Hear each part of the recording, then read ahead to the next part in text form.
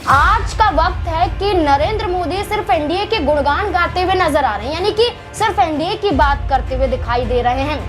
अगर हम 2019 की बात करें, भारतीय जनता पार्टी अकेले ही यहाँ पर इतनी सीटें जीतती हुई नजर आई थी और वहां पर तब उन्होंने एनडीए का कोई भी दावा पेश नहीं किया या कहें कि एनडीए की तरफ से जीत हासिल हुई है, ये कहते हुए नजर नहीं आए। दावा करते हुए दिखाई दिए, अपने दम पर चुनाव लड़ा और अपने दम पर हमने यहाँ पर बहुमत के करीब यहाँ पर आंकड़ा पार करते हुए दिखाई दिए, मतलब उसके बराबर यहाँ पर आते हुए दिखाई दिए। लेकिन इस बार एनडीए की बात इसलिए की जा रही क्योंकि इंडिया अलायंस भी कमजोर नहीं है। 234 सीटें इंडिया अलायंस के खाते में आना ये साबित करता है कि इंडिया अलायंस भी अपने दलों के साथ मजबूत हो चुका है और जो यहाँ पर मौके हैं कि वो इंडिया अलायंस की तरफ जा सकते हैं, मौके हैं कि उन्हें यहाँ पर फिर से बड़े बड़े पदों का ऑफर दिया जा रहा है। इसलिए बड़ी जल्दबाजी में यहाँ पर होता हुआ भी नजर आया, वरना अगर आप 2019 की बात करेंगे, 2014 की बात करेंगे, लंबा समय यहाँ पर भारतीय जनता पार्टी शपथ समारोह का लेती हुई नजर आई थी। करीबन 2014 की बात करें तो 10 दिन का समय लिया गया, 2019 की बात करें तो साथ मतलब आगे पीछे यहाँ पर है, लेकिन इतना समय जरूर लिया गया। लेकिन इस बार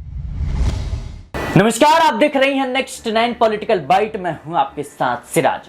साल 2024 का लोकसभा चुनाव समाप्त हुआ, परिणाम भी आए और मंत्री पद की शपथ भी ली गई। लेकिन इन सबके बीच इंडिया गठबंधन के तमाम वो बड़े दिग्गज नेता इस बात का दावा कर रहे हैं कि ज्यादा दिनों तक ये मोदी सरकार टिक नहीं पाएगी। एनडीए जिस तरीके से इस बार की प्रदर्शन रहा, एनडीए का खासतौर पे भारतीय जनता पार्टी का, जो कि अब की बार 400 पार का नारा दे रही थी, वो पूरी तरीके से जमीनी स्तर पर धाराशायी नजर आई और भारतीय जनता पार्टी अपने खुद के दम पे बहुमत का आंकड़ा छू भी नहीं पाई। इसलिए इस बार जो है एनडीए के दलों पर कहीं ना कहीं भारतीय जनता पार्टी को निर्भर होना पड़ रहा है और खास तौर पर नीतीश कुमार जैसे दिग्गज नेता जो पलटी मारने के लिए मशहूर हैं, यानी सत्ता परिवर्तन करने के लिए जाने जाते हैं, उन पर जो है कहीं ना कहीं भारतीय जनता पार्टी की निगाहें टिकी हुई हैं। और चंद्रबाबू नायडू जो खास तौर पर मुस्लिमों की राजनीति करते हैं और जिस तरीके से उन्होंने विधानसभा चुनाव के दौरान तमाम तरह के जो मैनिफेस्टो है उसमें वादे किए, चाहे वो बात करें हम कि कब्रिस्तान की जमीन को लेकर के या मौलानाओं की सैलरी को लेकर के या फिर बिना ब्याज के 5 लाख तक के लोन मुस्लिम जो समुदाय है उसको लेकर के, और उससे विपरीत भारतीय जनता पार्टी मुस्लिम आरक्षण के खिलाफ इस चुनाव में तमाम तरह के भाषण जो है वो देती हुई नजर आई थी। खुद प्रधानमंत्री नरेंद्र मोदी इस बातों को कहीं ना कहीं कहते हुए नजर आए थे। इन सबके बीच ममता बनर्जी ने जिस तरीके से दावा किया है कि जल्द ही यह सरकार जो है वो गिरती हुई नजर आएगी, उधर आम आदमी पार्टी के राज्यसभा सांसद इस बात को कहते हुए नजर आए कि कहीं ना कहीं ये सरकार जो है 6 महीने में गिरती हुई नजर आएगी, ज्यादा दिनों तक ये सरकार चलेगी नहीं। अब भारतीय जनता पार्टी इस बात को बखूबी समझती है कि जिन सहयोगी दलों की बदौलत उनकी सरकार बन रही है, कहीं ना कहीं मौका आने पर वो भी पलटी मार सकते हैं। आखिर इस सरकार की कितनी मजबूती है और कितने दिनों तक ये सरकार चल पाएगी, इन तमाम पहलुओं पर चर्चा करेंगे। हमारे साथ नाजमीन मौजूद है। नाजमीन, जिस तरीके से ममता बनर्जी ने एकदम से दावा किया है कि ये सरकार ज्यादा दिनों तक चलेगी नहीं, और इन बातों को अगर हम बारीकी से नजर डालें तो कहीं ना कहीं अभिषेक बनर्जी जो कि ममता बनर्जी के भतीजे हैं, वो साफ तौर पर कहते हैं कि भारतीय जनता पार्टी के जो सांसद हैं वो कहीं ना कहीं उनके संपर्क में है। वैसे ही अजीत पवार जो कि मंत्री पद चाहते थे, लेकिन कहीं ना कहीं उनके पार्टी से किसी को भी मंत्री पद दिया नहीं गया। तो चंद्रबाबू नायडू, नीतीश कुमार, अजीत पवार या फिर जिस तरीके से अभिषेक बनर्जी दावा कर रहे हैं कि बीजेपी के सांसद उनके संपर्क में हैं, इन तमाम पहलुओं पर अगर नजर डालें तो क्या इस बार जो है मोदी सरकार वो कमजोर पड़ती हुई नजर आ रही है और आने वाले समय में बड़ा उलटफेर देखने को मिल सकता है? देखिए, बिल्कुल यहाँ पर बहुत बड़ी बात है सिराज, क्योंकि जहाँ एक तरफ एनडीए जो दावा करती हुई नजर आई थी 293 सीटें जीतने के बाद सरकार का गठन होता हुआ नजर आ रहा है और गठन के साथ शपथ ग्रहण समारोह भी संपन्न हो चुका है। 9 जून को प्रधानमंत्री के तौर पर नरेंद्र मोदी शपथ लेते हुए नजर आए, तो वहीं यहाँ पर 72 के करीब सांसद मंत्री पद की शपथ लेते हुए दिखाई दिए। उत्तर प्रदेश, बिहार, हरियाणा, दिल्ली, हर जगह से सांसदों को मंत्री बनाने का एक बड़ा मौका यहाँ पर भारतीय जनता पार्टी देती हुई नजर आई। इसमें नए चेहरों को भी मौका दिया गया और जातीय समीकरण को देखते हुए मौका दिया गया। तो यानी कि एनडीए ने तैयारी कर ली है कि ये चेहरे हैं जो जनता को अच्छी तरीके से जान सकते हैं। लेकिन इंडिया अलायंस भी यहाँ पर कम नजर नहीं आ रहा है। जैसे कि आपने कहा कि क्या भारतीय जनता पार्टी जो सरकार बना चुकी है, क्या अब वो ज्यादा दिनों तक टिक नहीं पाएगी? इसमें सबसे बड़ी बात यह है कि प्रधानमंत्री के तौर पर तीसरी बार नरेंद्र मोदी ने शपथ ली है। आज का वक्त है कि नरेंद्र मोदी सिर्फ एनडीए के गुणगान गाते हुए नजर आ रहे हैं, यानी कि सिर्फ एनडीए की बात करते हुए दिखाई दे रहे हैं।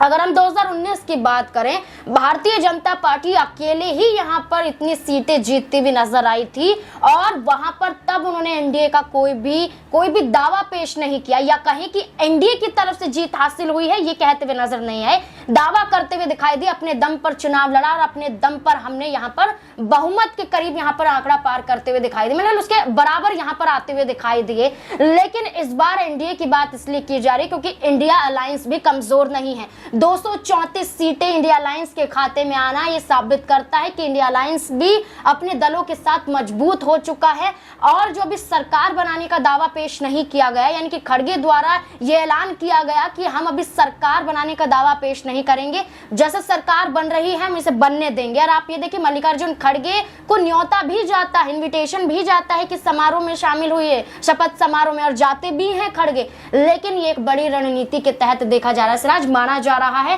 कि जो ये सरकार है इसे कुछ महीनों के लिए चलने दिया जाएगा। भीतर ही भीतर कांग्रेस पार्टी कई निर्दलीय सांसदों को साधने की कोशिश करेगी। महाराष्ट्र में तस्वीरें साफ होती हुई नजर आई जब यहां पर कांग्रेस पार्टी के ही एक ऐसे नेता थे जो टिकट ना मिलने की वजह से नाराज हो जाते हैं, विशाल पाटिल शायद नाम है उनका, वो अलग होते हैं, निर्दलीय चुनाव लड़ते हैं, चुनाव जीत जाते हैं, बाद में कांग्रेस पार्टी को समर्थन देते हैं। जो 99 पर सिमट गई थी वो आंकड़ा 100 पहुंच जाता है। तो ये दर्शाता है यहाँ पर कि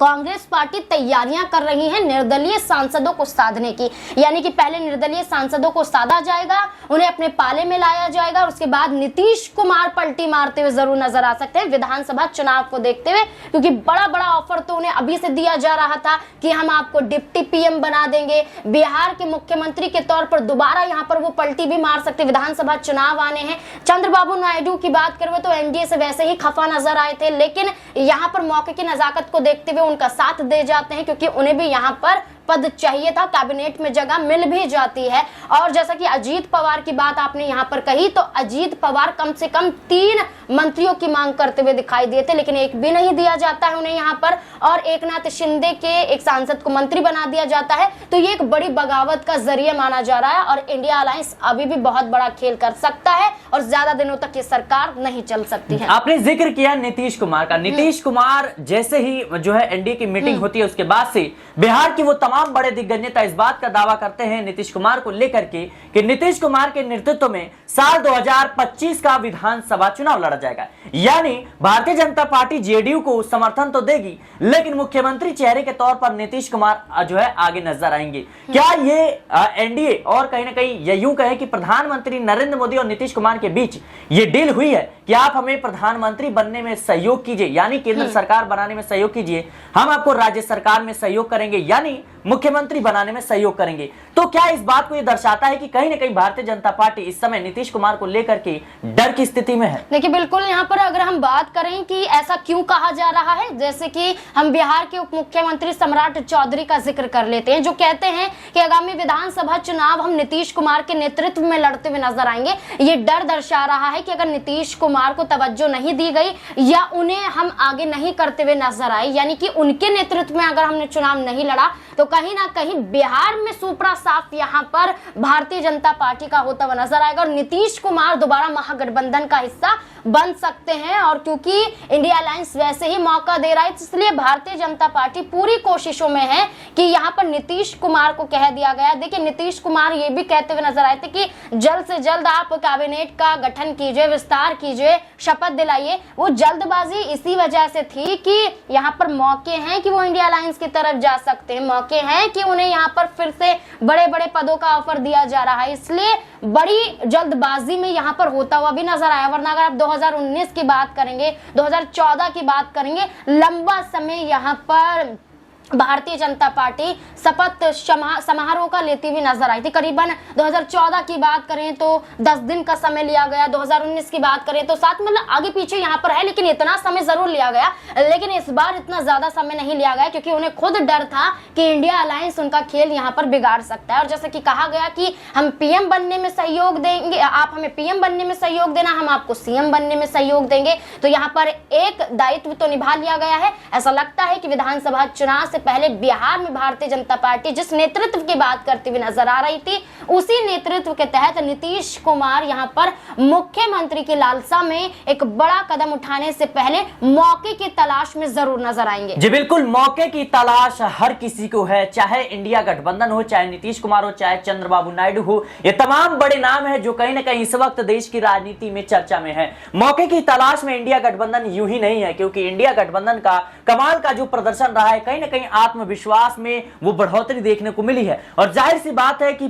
पहले इंडिया गठबंधन के जो नेता हैं वो इस बात को जरूर कह चुके हैं कि हम जो है सरकार बनाने की कवायद में नहीं जुटेंगे। लेकिन एक बात इसमें गौर करने वाली ये है नाज़मीन कि उन्होंने कहा कि आने वाले समय में अगर मौका मिलता है तो पीछे भी नहीं हटेंगे। क्या इस बात का इंतजार हो रहा है कि जिस ढंग से नीतीश कुमार बिहार को विशेष राज्य का दर्जा दिलाने की मांग कर रहे हैं, आंध्र प्रदेश को चंद्रबाबू नायडू जो है विशेष दर्जे की मांग कर रहे हैं, और जिस तरीके से नीतीश कुमार ने एनडीए के पहले ही बैठक में साफ तौर पर कहा था कि अग्निवीर योजना पर आप पुनः विचार कीजिए, और यूसीसी को लेकर मुद्दा उठाया था नीतीश कुमार ने। उन्होंने कहा हम समर्थन जरूर करते हैं, लेकिन